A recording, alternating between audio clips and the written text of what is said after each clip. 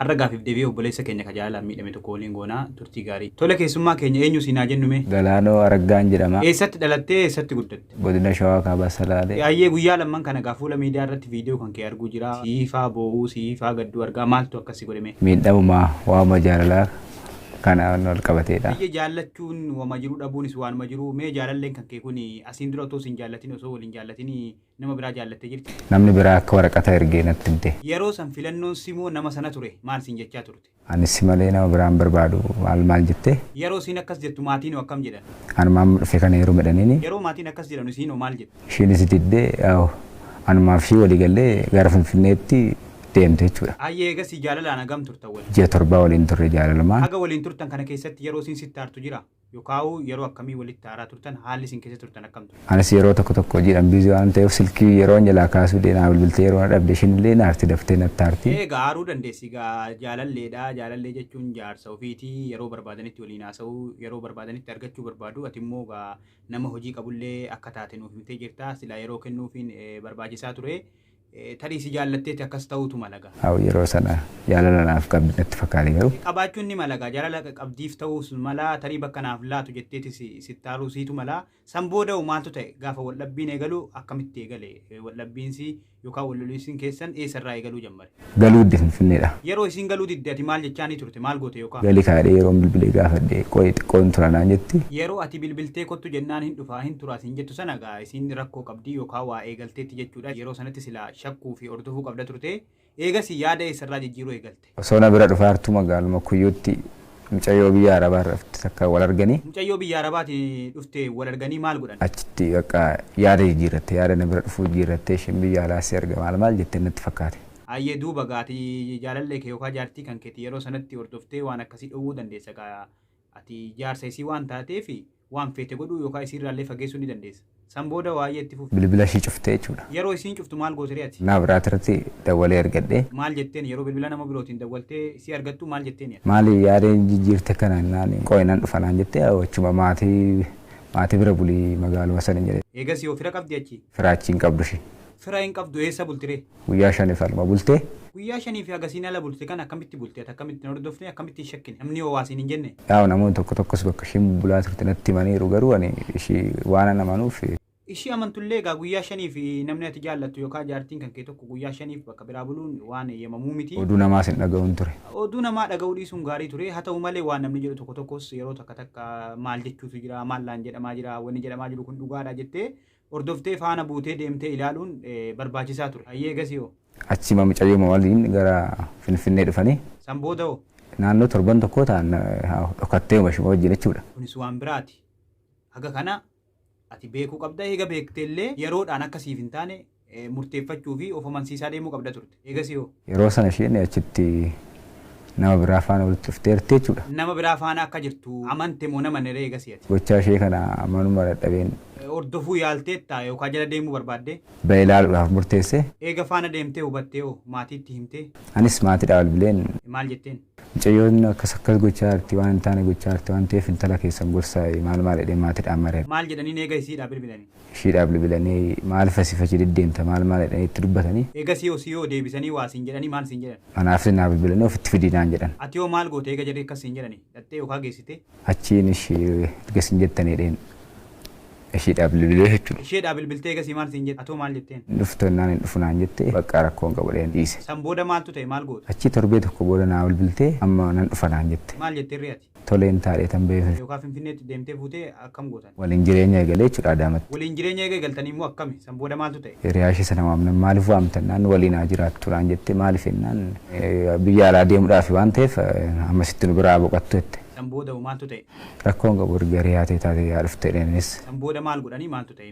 Hojii waan an ooluuf isaan waan tokko hojjechaa oolu silkeenis ta'e. Maal hojjechaa oolan waan jaree hordofan ni beektaa? Hagam quba qabda waan kanarra? Waa isinan dhadhagaa ture. Waan akkamii fa'aa dhageessame? Mucayyoo sunuma faana jiraachuu eegaltee. Si wajjin jireenya keessatti isa waliin ni dawwalu mee akkam? Yeroo baay'ee silkii kana hin haasoftii. Fira koottee qabatteerti bilbila. Gaafa gaafadhe fira naan jetti anis imman dhiisaa. Yeroo sanaatillee irraa fuutee isa faana haasoftee yookaan mana waamtanii firummaa isaa kana isiidhaaf maal akka ta'e atillee beektee jennillee mana dhufee isiinillee jaartii kee jaalallee kee ta'uu namicha sana beeksisuu qabda turte yeroo sana jechuudha. Maaltu ta'e eegas yaayyee? Daftee yeroo baay'ee bilbiltiif. Yeroo bilbiltu kana wayitu jira shakkitee ri'aati. Shakkaaman dhufee Shakkaa dhufte eegas yoo? oduu wayii sinan dhageeya. Maal dhageesse eegas? Isa waliin hin jiraadhu wanni inni harkaa qabu nyaadhee deema maal irree kan jettu nan dhagee oduu. Gaafa wanni akkasii jiru gaatii of eeggachuu fi isiillee eeggachuu qabda turteeti. Of to'ataa deemuu qabda. Miira keetillee onnee keetillee eeggachuu qabda malee waan akkasii eega dhaga'uu eegaltee of kennuu qabdu turteeti. San booda hoo? Hiriyaashee sanatti himteeti hiriyaashee sun immoo gwaaddanyoota kiyyatti himan jechuudha. Atoo maal jette mee yeroo sana? Isaan akkas jechaa jirti waan ta'eef irraa qusadhu naan jedhan. Egaa isaan dhaamsa gaarii sii dhaamanii hubachuu dhabe malee ati maal jette san booda? Lakki akkasiin gootu akkamitti akkana gootin. Jechuun ati waan kana kaadullee gaarii hin goone silaa yeroo sanatti namni kun dhugaadhumatti anaafisii adda baasuuf immoo wanni kun dhugaadhumatti gocheessiiti immoo jettee jala deemtee ilaaluu shakkuu fi qorachuu hubachuu qabda turte ati. Hayyee. Intaa bakkaadhaan isaan hin dhiisanii. Egaa jarri maarree maal jedharree akkasuma jedhan egaa namni tokko gaafa waasii gaafa tarkatti diddee lakkii wanta akkasii hin jiru hin ta'u jettu hayyee jedheetuma dhisii dhiisa malee waan biraa dubbachuu hin danda'u. Guyyaa walloluu eegallu. Guyyaa walloluu eegaltan akkamii eegaltan? Naannoo keenyaaf isaan guyyaa sadii moo akkas badee ture gaafa ibsaan dhufu chaarijirraa akkuma kaatteen. Maal goote? Bilbila akkuma bantee bilbilte. Eenyutti bilbilti? Bilbiltee haasofsiiste. San booda hoo eegaa isaanii?